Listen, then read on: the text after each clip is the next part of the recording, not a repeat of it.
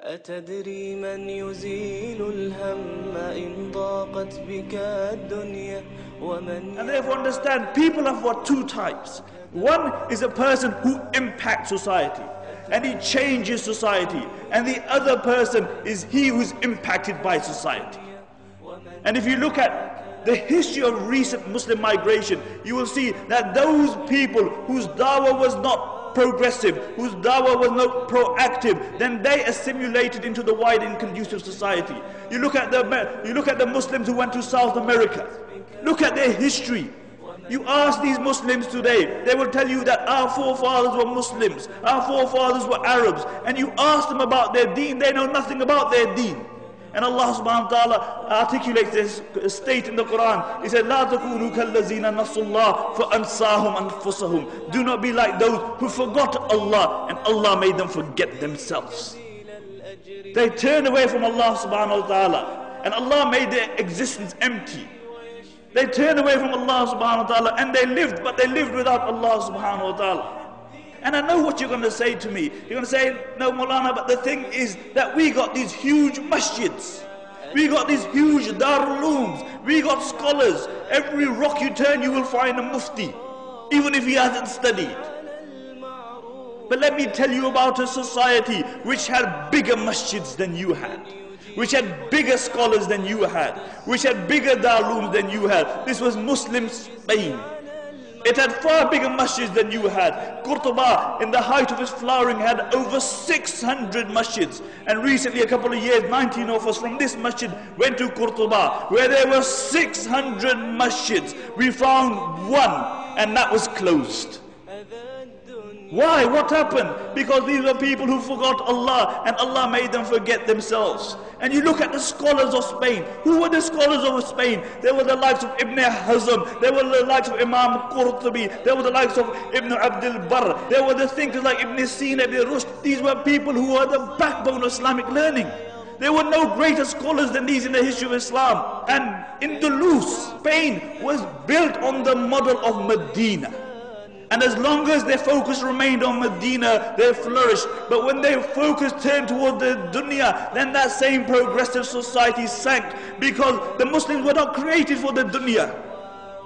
The Muslims were not created for the dunya. The Muslims were created for the hereafter. We are Abdullah. We are the slaves of Allah subhanahu wa ta'ala. And the highest status that we can reach is that we remain the slaves of Allah subhanahu wa ta'ala. This very society, Spain, when their own people, their focus became the dunya, then every single person was concerned about himself. He was concerned about his own kursi. And the narrations mention that the rulers of Spain, what they would do, that the Muslims would actually make treaties with the Christians and they would fight against their own Muslims.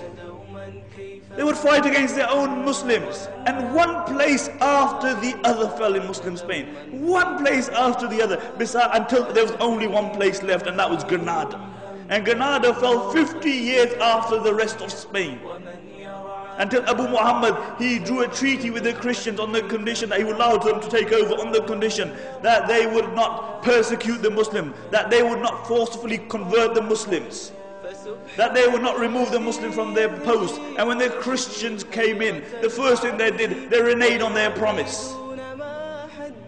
And when they entered the Alhambra Palace, they found the highest place that they could find, and they erected a crucifix there.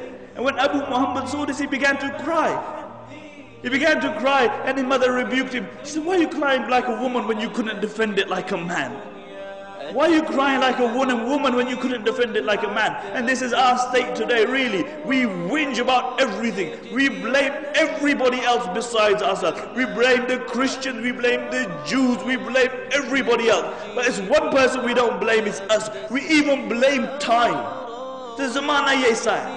As the Arabic poet says, it's a na'ibu zamanana wal aibu fina wa ma li zamanina aibun siwana. He said, we find fault in time, but the reality is that the fault lies within us. And if there was any one fault in time, it is that it has to carry the likes of me and you. That's the only fault with time. And you look at our state, we want the dunya to convert, but look at ourselves, look at our state. We are regarded by the rest of humanity as the most self-righteous, self-conceited, whinging group of people on the face of this earth. Because we are always blaming other people for our decadence that we find ourselves in. And the reality is that we need to have a proactive approach. We need to put our energies back into society. We need to change ourselves. Because if we can't change ourselves, there's no way that we're going to revolutionize the dunya. You know, if you can't wake up for the Fajr namaz, then don't speak about revolutionizing the world, really. ومن ترجوه ما تهوى ومن في عفوه السلوى على ما كان في الدنيا